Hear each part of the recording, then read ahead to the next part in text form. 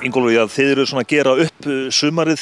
Hvað sýnist ykkur svona þegar þið lítið yfir almennt séð? Við erum bara býsna jákvæð þessa dagana. Ég held að þetta verði bara fínasta sumar fyrir trén í Eyjafirði allavega og ég held bara hérna fyrir austan og vestan líka. Á þetta þá almennt við allar trjátegundir? Já, það er allavega engin alvarleg skakkaföll sem að hafa átt sér stað á þessu ári. Það var svolítið sviðnaði bara á furu í vor sem menn svona tóku oft eftir. En það hefur gengið bara vel tilbaka og ég held að það sé bara á góðu róli allt. En þegar sumarið hefur verið þetta kalt, kemur það ekkert niður á vextinum? Sko væntanlega hefur stundum verið meiri vöxtur í skóginum. Við náttúrulega, nú erum við farin að fókusera pína á afurðir, að skógurinn búið til timbur sem við getum nýtt. Þannig að ég er ekki búin að mæla þetta, en ég get alveg ímyndað mér að skógur sem bjóð til 20 rúmmetra timbri í fyrra, en kannski gefur nú ekki með nema 18 í ár, en hins vegar munar að það er engin áföll sem eru. Þannig að það telur svolítið vel inn í. Engin áföll segirðu, það er þá engin óværa sérstöku sem að herja á gróðurinn? Það hefur ekki verið alvarlegar skordýraplágur eða sveppafaraldrar eða neitt svoleiðis og svo er þetta líka eins og þó að vorið hafi verið svona kalt og langt og komið skila sér í rauninni mjög seint að þá höfum við það er oft alvarlegra að við höfum lent í því að fá 20 stiga hita í apríl og allt fer á stað og svo koma frostin og leiðindin en þarna fengum við bara ekstra langt og fínt og kalt og leiðilegt vor en það kemur trjánum til góða að það er ekki umhleypingar. En eitthvað er það nú mismunandi eftir trjátegundu. Hvernig er svona útkoman hjá barrtrjám til dæmis?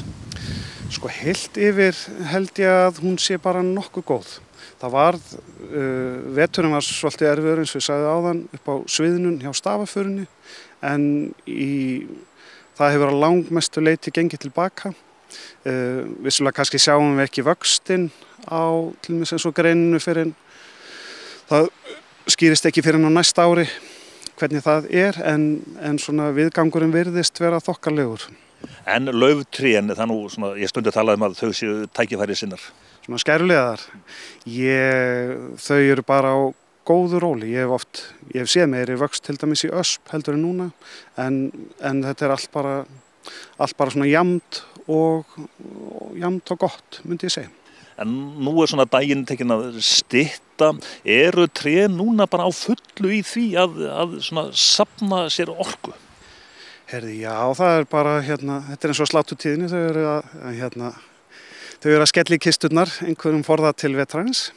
Þannig að núna er allt í gangi, örugglega að hakka vélarnar og búa til sperlana í skóginum. Þannig að þau sjúga í sig næringuna? Já, það er að gerast núna. Og það er náttúrulega fristi fyrir, það er svo að vera hálfum mánuði síðan, þá kom svolítið frost. Og það svona startar haustinu svolítið en alls ekki til skaða eða neitt svoleiðis en sennilega hjálpar þetta bara til að við fáum bara fallega haustliti og ýmislegt þannig sem að við getum skemmt okkur við í haust. Hvað sýnist þið þá næsta sumar? Þá sjáum við kannski afleiðingarnar af því að þetta sumar núna 2015 var svolítið kalt.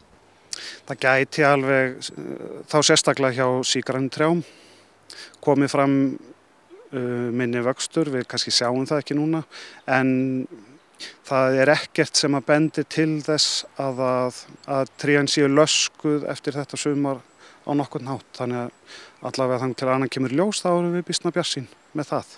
Þannig að trjásumarið 2015, það verður bara góður árgangur? Trjásumarið fær alveg bara 8 af 10 held ég þetta árið. En hvað með þennan tíma? Er þetta góður tími til dæmis til þess að gróðursetja?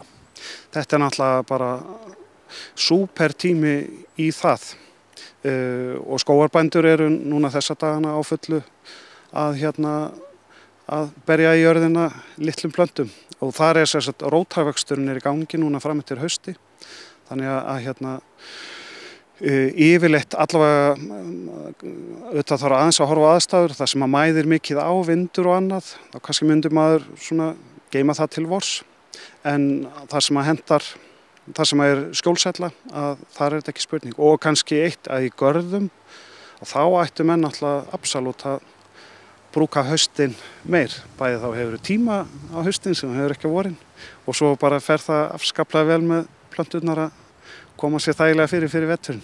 Þannig að allir út í garð. Það er bara út í garð og láta hlutina gerast. En Ingólfur, við getum nú ekki sleppt þér nema að spyrja þig út í þetta mikla tré hérna fyrir aftan okkur, þessi hengibjörk. Hengibjörk hérna. Þetta er hún Margrét okkar í Kjarnaskógi. Hún er svolítið dularfull. Hún bara kom hérna.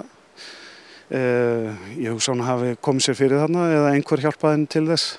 Einhvern tímann upp úr 1970 eða eitthvað svoleiðis. Og þarna bara damlaði hún í skóginu þannig til að spratt fram þessi fegurðardís. Og hún var þetta er hengibjörk, Betula pendula. Og hún var valin tré ársins á Íslandi árið 2009 held ég. Mjög glæsilegt tré. Þannig að þetta er svona drottningin í skóginum? Já, við lítum á það þannig. Það hún á sinn sess hérna.